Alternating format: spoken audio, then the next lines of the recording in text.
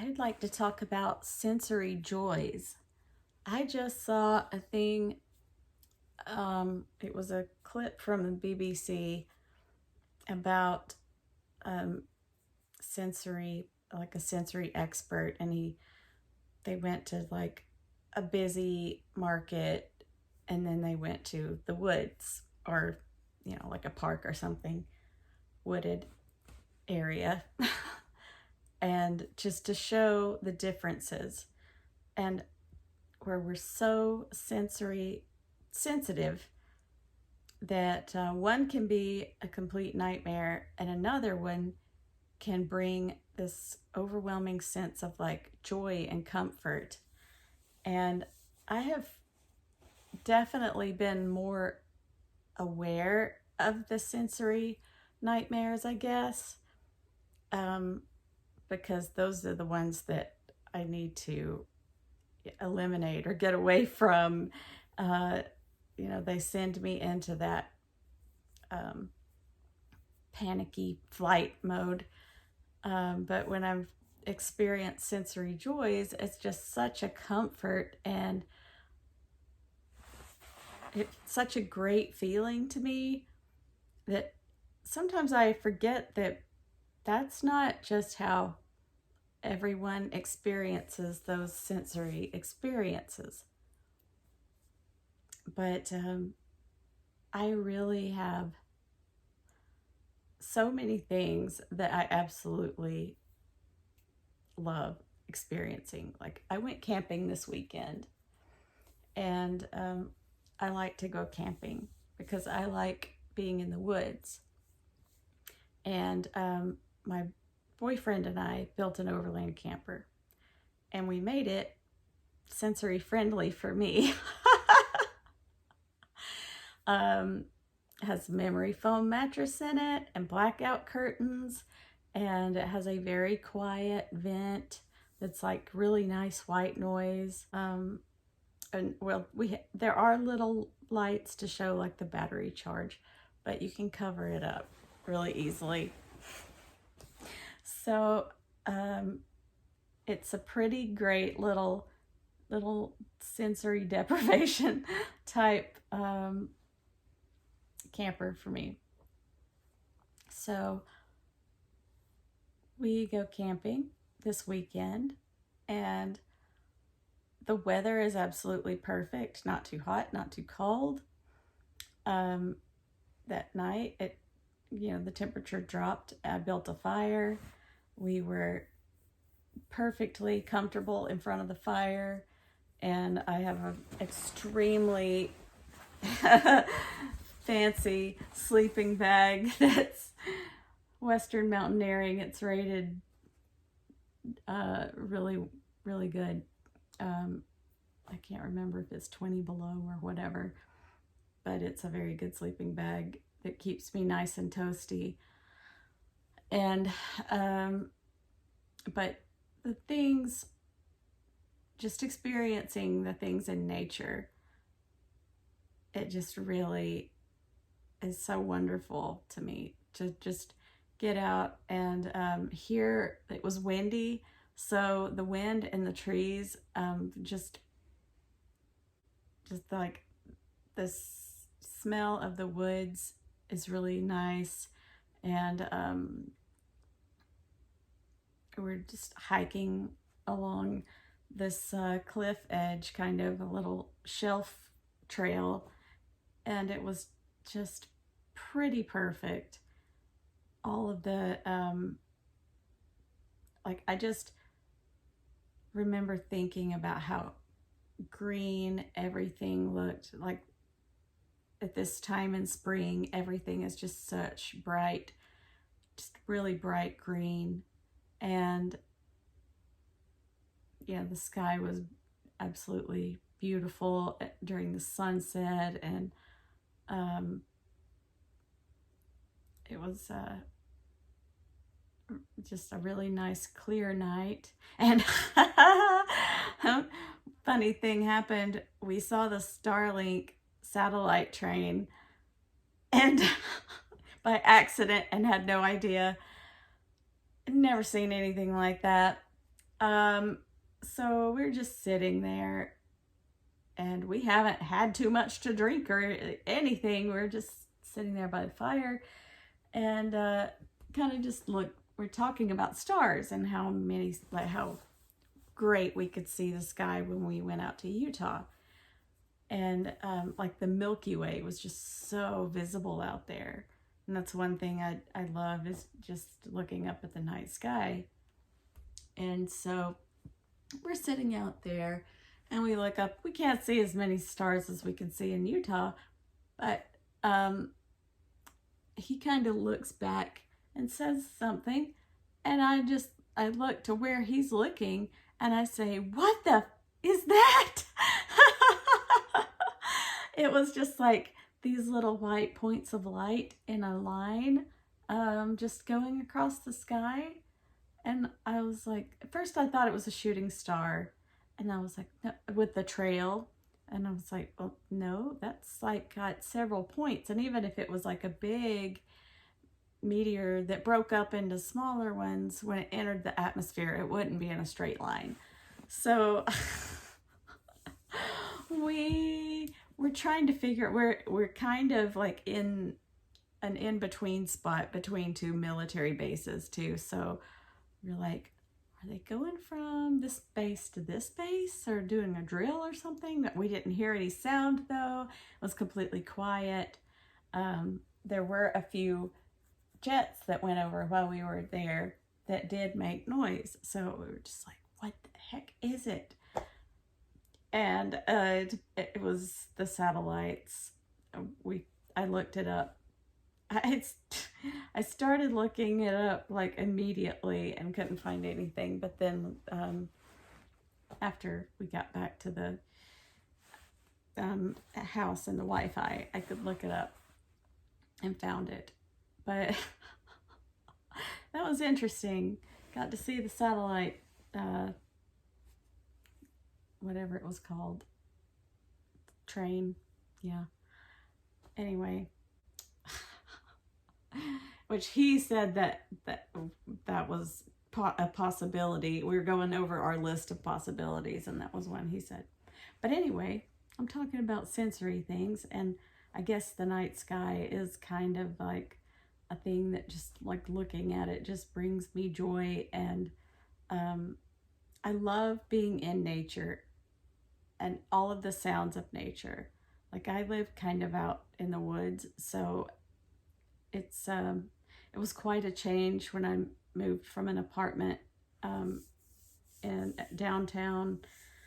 I don't live in a huge metropolitan area, but it's big enough that you've got, like when you live in the city, you've got kind of the constant noise of traffic and sirens and stuff like that. But when I moved out here, I was just like, oh my gosh, it's so loud out here. Like nature is so loud. But I liked it. I kind of really enjoyed it. And now I couldn't imagine not being out in the middle of all of this. But I just take it all in. And sometimes I go on breaks at work and there's a trail beside where I work, and I'll go walk on the trail. And I think they're finally done with the construction. For a while there, the construction was preventing me from doing my Zen walk on the trail. But I just take in so much of the environment, and I feel at home in nature. I do not feel at home in a city and civilization. And since my senses are so heightened, I've wondered, I realize humans are animals, but we tend to say animals have heightened senses, and they like how dogs can basically tell all kinds of things from scent. And I thought, since I am a human animal, and I've talked about how I would love to just be able to live as a feral human, just be able to live as a wild human sometimes. I'm sure there are some luxuries like my memory foam mattress that I would miss, and coffee, but that's about it. Hot water, yeah, hot water's nice, but to live as close to nature as possible with coffee water, coffee hot water, and memory foam. But I've thought, I think maybe I have senses that are left over. They're relics from when humans really did live in the wild. Maybe that's it. Maybe I'm not the next stage in human evolution. Maybe I'm a relic. Maybe I have all of these senses that are carried over from before we moved out of the woods and into societies. But of course, that's just my idea. I have nothing to base that on other than just my own personal experience and having so many sensory issues. Like, I have issues with all my senses. The only taste, I'm not so bad with that one. Luckily I didn't get any kind of crazy food sensitivity problems, or extreme problems there. I don't like unexpected textures in my food, that's for sure. Water chestnuts, I will not eat them because one time I consumed one thinking it was a potato, and out it went. So I've never had one again since then. But yeah, unexpected textures are bad, but sensory joys anyway. I keep getting off on a tangent. But yeah, little things just really, I truly love little things, like the way, organic cotton sheets feel, or a fuzzy blanket, how hot water feels in the shower. I have such a hard time with transition from, like getting out of bed in the morning because I'm so comfortable and cozy, and getting up and getting out of bed is really, really tough, really difficult for me. And then getting out of the shower is really difficult for me because I absolutely love being in the bed and being cozy and I'm comfortable, and it's so uncomfortable and jarring for me to get up, especially during the winter. Especially during the winter when I get up and it's cold and I'm so easily frozen. Anyway, but I love my hot showers. And it's another transition for me that is extremely hard, is getting out of the shower. I have figured out something, though, that helps with that transition, and that is using the hair dryer to warm my body when I get out. Hey, it works. It's not as good as staying in the shower indefinitely, but it works. Okay.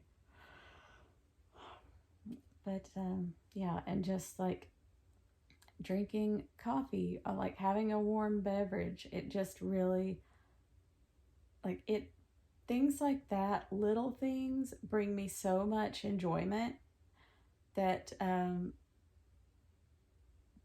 big, exciting, major events and things don't bring me, like camping trip, being in the woods and enjoying nature brings me so much more joy than going to a festival or anything like that where there's lots of people and lots of stuff going on, and crap garbage food to eat, and that's like $14 for a funnel cake or whatever. Like, just being in the woods and, you know,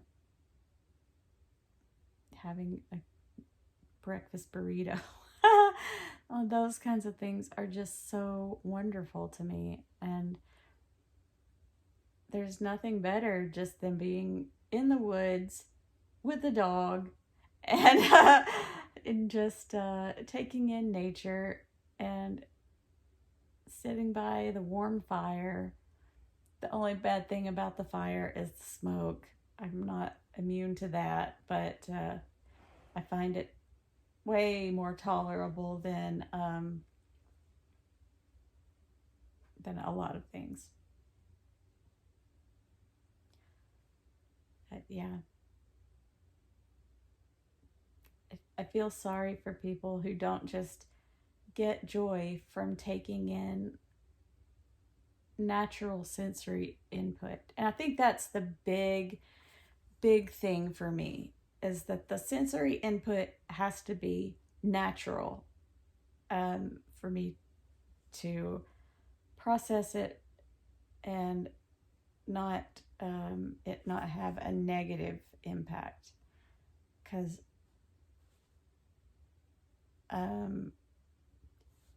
bright lights like fluorescent lights, I hate them. They are the bane of my existence. But sunlight through the trees, you know, as long as I have my polarized glasses. But sunlight through the trees is just absolutely gorgeous. And I love just seeing the way the light plays through the trees. And as an artist, sometimes I just look at things and I break it down and kind of dissect it into colors. And I mix my own colors when I paint, and I just have the 3 primary colors in black and white. So actually I did buy green last year, but I typically only have the 3 primary colors in black and white. And I blend my own colors because I just think that I can see the colors and blend them better than I could if I just went and bought a whole bunch of paints, like one in every color. I just do a much better job blending them myself, and I can always just blend it right up to whatever color I need. But seeing all those colors in nature, all the different shades of green, it's just, it's so wonderful. I can't imagine just walking out there and being like, there's nothing to do here, this is boring. what kind of sad state do you have to be in to Oh my gosh, I shouldn't judge. That's not a nice thing to do. But I feel sorry for people that can't just sit in nature and observe it and enjoy it. And like, I don't even want to have my phone with me during those times. I do for emergencies, like in an emergency where I have to look up what kind of astronomical events are happening on a certain night.